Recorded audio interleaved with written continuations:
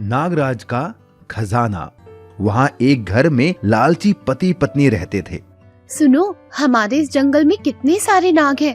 क्यों ना हम उन्हें शहर में बेचकर खूब सारा पैसा कमाएं। फिर हमारे पास भी बड़ी गाड़ी होगी, स्विमिंग पूल होगा जिसमें गर्म पानी होगा, मेरे पास गहने भी होंगे। हाँ, सही कहा, हम ऐसा ही करते हैं। फिर हमारे पास भी शहर में बड़ा घर होगा। चलो अभी जंगल जाते हैं और नाग पकड़कर लाते हैं। ये कहकर दोनों एक बड़ा थैला लेकर जंगल की ओर नाग पकड़ने निकल गए। लेकिन उनकी ये बात उनके पड़ोस में रहने वाली एक लड़की सीता ने सुन ली और उसने अपने पिता को बताया। पिताजी, मैंने बगल वाले पति पत्नी को नाग पकड़कर शहर में बेचने की बात सुनी। ऐसे तो हमारे जंगल के सारे नाग खत्म हो जाएंगे।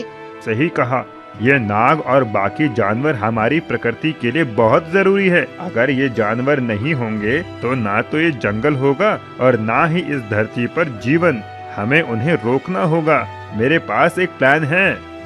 इतना कहकर वो बाप बेटी उन पति पत्नी से नागों को बचाने के लिए उनके घर के पीछे झाड़ियों में छिप गए। थोड़ी ही देर में वो पति पत्नी अपने बड़े से थैले में ढेर सारे नाग नागिन पकड़कर ले आए और उन्हें आंगन में रखकर सुबह शहर में बेचने का प्लान करने लगे और धीरे धीरे दोनों सो गए। लेकिन जैसे ही वो सोए, सीता और उसके पिता उन पति पत्नी के घर चुपके से पहुंच गए और चुपके से उनके नागों का वो थैला उठा ले आए। पिताजी, हमने नाग लालचियों के घर से चुरा तो लिए, लेकिन अब इनको करेंगे क्या? मैं जंगल में एक जगह जानता हूँ जहाँ सांपों के घर बने हुए हैं। हम इन नागों को वहीं आजाद कराते हैं। ये कहकर वो दोनों घने जंगल की ओर चल दिए और उन्होंने वो थैला खोलकर उन नागों को आजाद कर दिया। लेकिन जैसे ही वो नाग बाहर आए, वो सारी जगह हीरे जवाहरात, सोने, चांदी और ढेर सारे पैसों से भर गई। तभी उन नागों का राजा नागराज बोला, तुम दोनों ने हम नागों को उन लालची पति पत्नियों की कैद से आजाद करके बहुत पुण्य का काम किया है। मैं नागों का राजा नागराज हूँ और मैं अपना ये सारा खजाना तुम्हें देता हूँ। तुम ये ले जाओ और अपनी बाकी की जिंदगी आराम से जीना।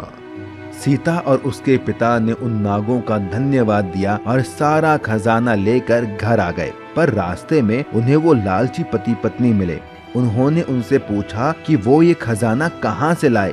जब सीता और उसके पिता ने उन्हें कुछ नहीं बताया तो वो उनके पैरों के निशान का पीछा करते हुए उस जगह पर पहुँच गए जहाँ वो खजाना था। और जैसे ही उन्होंने नागराज का वो खजाना देखा, वो खुश हो गए। वाह, यहाँ तो कितना सारा खजाना है। हम ये खजाना ले लेते हैं और मजे से जिंदगी काटेंगे। हाँ, चलो ये खजाना ले चलते हैं। लेकिन वो नहीं जानते थे कि नागराज ने उन्हें फंसाने के लिए ये जाल बिछाया था। जैसे ही उन लालची पति पत्नी ने वो खजाना छुआ, वो खजाना गायब हो गया और वहाँ वो सारे नाग आ गए जिन्हें उन्होंने पकड़ा था और सब ने उन्हें अपना बदला लेने के लिए डस लिया और उन्हें उनके पापों की सजा मिल गई।